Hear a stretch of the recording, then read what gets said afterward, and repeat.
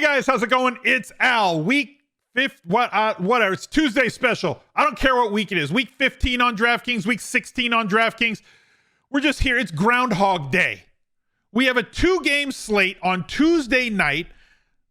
Currently, as I'm recording this, there's no showdown slates up, so I can't do a showdown breakdown for you for this slate. I'm sure there's going to be showdown stuff up. Use the same rules that we go over for every showdown. You can go to the How to Win on DraftKings playlist that I have here on the channel. It tells you how to do it. I've gone over it every single showdown slate. You can go to smizzle.tv/labs with an uppercase L and put in all the rules that I put in if they have showdowns for that slate. Nothing is going to change if there are showdown slates, and I believe there will be. But they have a millionaire maker for the 2-game slate.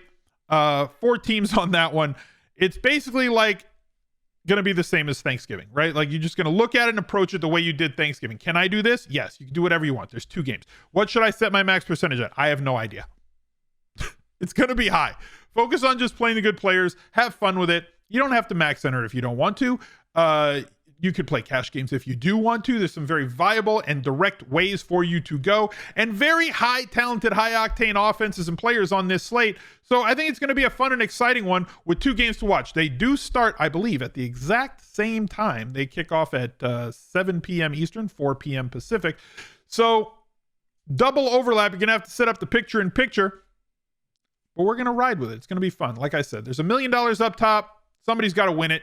Might as well be us. So drop a like on the video, subscribe to the channel, make sure you ring that notifications bell, leave me a reply down below. I don't care, Todd. Let me know what you want for Christmas this year. What'd you ask Santa for? Like, you see, we got the Christmas set. We got Cooper Kupp. He's wearing a Santa hat right there. Like, we've done it all. We've done it all for you. Let's go. He's a legend.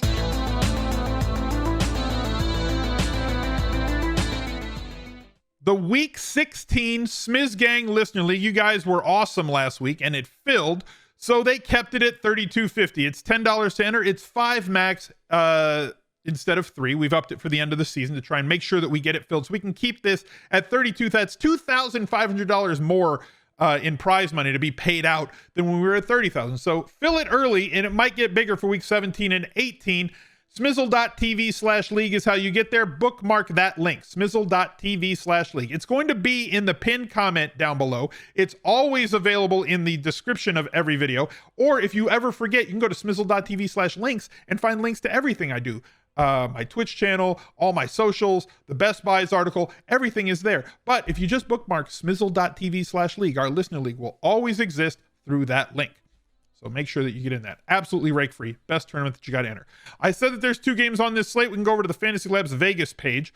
We have the Washington football team against the Philadelphia Eagles and the Los Angeles Rams against Seattle. Injuries abound on both teams. High totals, for the teams at least, high team totals for the Rams and for Philly. So most of our lineups are going to cycle around them. It's a 2-game slate. The analysis is going to be pretty straightforward. We still have some players on COVID restriction. The Rams have like 25 players currently as I'm recording this video on Monday afternoon. They believe that they should be able to get like between 8 and 12 of them back before tomorrow. Some of them are defensive players. Some of them are offensive players. Monitor the situation. And if a player is out, don't play them. We're going to start with Matthew Stafford. I'm just going to go through all 4 quarterbacks. We can just talk about double stacking possibilities. We'll start with the Rams since he's the most expensive quarterback. Matthew Stafford has been amazing this year. 33 touchdowns, almost 4,000 yards, should eclipse 35 and 4K in this game alone. He's doing what we thought he would do, essentially. Threatening for 300 yards every single game. Stopped these last 2. He could have gotten it if they kept their feet on the pedal, but this game was not as close as this 30-23 final score, and this game wasn't even close at all. So he didn't eclipse that 300-yard mark. If Seattle can keep this one close, and I do believe that they can, that would lead us to some very interesting numbers possibly for him. Cooper Kupp has been a monster all season long. I don't see him stopping that. The breakfast deal is real. 1,489 yards, 27.6 DraftKings points per game. 10 targets in every game, 10 plus targets in every game but 1 this year. Low ADOT continues to be schemed to get open. And even though they lost Robert Woods, he has been stepped up for by Van Jefferson, who, even when Robert Woods was there, was running a good solid amount of routes as the number 3 wide receiver, but really stepped into a higher volume role once Woods went down before they added Odell Beckham Jr., who has been very solid in his 3 games since being fully activated, I guess you could say, for the Rams. 10 targets, 5 targets, 7 targets, 22 across his 3 games, and much better output. 19.1, 10.8, and 19.7. Only 4,900. Should be extremely popular on this slate. At tight end, Tyler Higbee, probably not going to make it back. We're going to see if he can be, but unvaxxed player, so probably isn't going to get there. Johnny Munt, great name. Sounds like a 1920s gangster.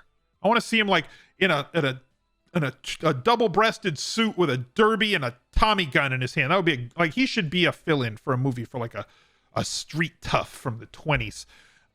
Kendall Blanton, though, looks like he's going to run a ton of routes, and we know how the Rams treat their tight end, right? Like the primary tight end is going to run like 90% of the snaps, run routes on a solid amount of dropbacks, is going to be involved once they get inside the red zone. So Blanton at 2,500, I presume, will be the most popular tight end on the slate. The running back situation is extremely muddled right now. 5,800 for Michelle, 5,500 for Henderson Jr. Both are active, and there's been hints, even though you guys know, like, I don't trust Sean McVay. They've basically said that they're going to split, but we don't know. I don't know what to tell you. When it comes to Sean McVay coach speak, I tend to err on the side of do whatever you think is right, and then when Sean McVay does something else, don't get mad because he's going to do something else. Looking at the Seattle side, Russ Wilson has not been the Russ Cook that we've seen him be in the past since the mallet finger incident, but they're at least still throwing the ball. 2 touchdowns in each of the last 3 games for him, but nothing over 21.2 DraftKings points. 6,100 is more than a fair price. Rashad Penny in play for this slate as the primary back. Looked really good last week. All the Rashad Penny truthers from a few years ago when they spent that draft capital on getting him coming into play. The Rams defense, again, may not be exactly what we envision the Rams defense to be on an every week basis because of all the guys that are out from COVID. So see how many starters are going to be down before you make your decisions there. As far as the wide receivers, Lockett, I don't think he's going to make it back, but if he's not there, DK Metcalf should see an increased target market share. Freddie Swain should as well at only 3,400. Viable salary relief there. ESKRIDGE, the rookie, also looks really good, but I don't know if he's going to outsnap or out-route run Freddie Swain, which opens him up. And then the other guy who should see a little bit more solid targets with the absence of Lockett would be one GERALD Everett, who's kind of yo-yoed in terms of his targets. You have 4, 9, 8, 2. He's just kind of all over the place. Should see a higher floor of targets this week due to the fact that Lockett not going to be there. Taking a look at Philly, Jalen Hurts is awesome. Full practice on Sunday. I believe that he is locked, loaded, and ready to go. Against Washington, though, who has been difficult to run on, but very giving to opposing quarterbacks. They've been difficult to run on at the running back position. They have caused less efficiency for opposing running backs, but like Jalen Hurts, it does not matter with a quarterback, right? Like if you're going to run your quarterback 8+ times a game, and they pretty much do that every week but 2 that Jalen Hurts has been the starter, big time rushing floor, massive touchdown upside on the ground as well, and he hasn't looked too bad as a passer. You're going to have his detractors. He's been terrible. He's only thrown for 13 touchdowns this year. Like, how many have been called back from Devonta Smith? I believe that the rookie does look good, and I'm excited for him moving on to next season. Quez Watkins isn't really a guy who you would expect to be a difference maker at wide receiver and has been thrust into massive playing time. We've seen Rhaegar the Targaryen not look good and drop a ton of balls this year. They're never going to get out from under having drafted him ahead of Justin Jefferson. Imagine Justin Jefferson in this offense would look a whole lot different. But the main guy right now is Dallas Goedert. With the exit of Zach Ertz to Arizona, Goedert has been opened up for the primary role here. We saw him flex on that in week 11 with 11.2 points and 8 targets. We saw it again against the Jets. I mean, everybody gets off against the Jets, right? It's like 31.5 points, 2 touchdowns, 100-yard bonus. The downfield threat is certainly there, though that game was with Gardner Minshew at quarterback. Looking over at Washington, same guys that we thought were going to be viable plays on the main slate before this game got moved are still viable plays now. Antonio Gibson looks like the primary back. We also have in this spot, J.D. McKissic should be back. Didn't practice Saturday. If he is cleared, then we'll see. This is a wait and see mode. You'll know 90 minutes before lock. Both games kick at the same time, so you're not going to have to lock in anything else. If McKissic is out, I like Gibson more. If McKissic is there, I still think Gibson is fine, but you're going to have to temper expectations. But it is a 2-game slate. So there's not much to get away from. Patterson would fill the role if McKissic is out. Quarterback, Heineke out. Allen out. I don't know what to do here. Wait until 90 minutes before. Not playing against on Sunday. Just wait and see for everybody. You're not going to be playing the Washington football team quarterback.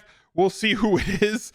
Wide receiver, Terry McLaurin, full practice on Sunday, but who knows who's playing quarterback for them. 6,500 on this slate. Not much else there. Ricky Seals-Jones looks like the lead tight end in this spot.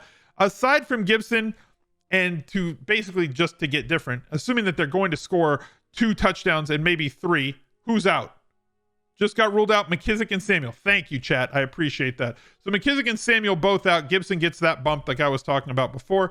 Terry McLaurin, just to be different, I guess. Same thing for Ricky Seals-Jones. Let's go over to the lineup builder over on Fantasy Labs. I'll load up my GPP correlation there, but we're going to have to change a lot of this.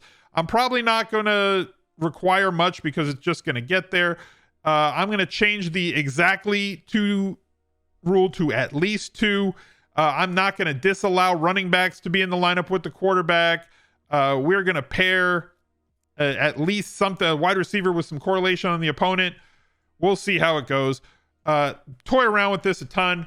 And if you want to go check out the great tools that they have at Fantasy Labs, go to smizzle.tv/labs. They have great content, great fantasy tools that you can build lineups with for every single sport. So get yourself a discounted membership thusly. Best of luck. You see some of these lineups have like 1 million Rams in them. Those aren't going to work. But have fun on this slate.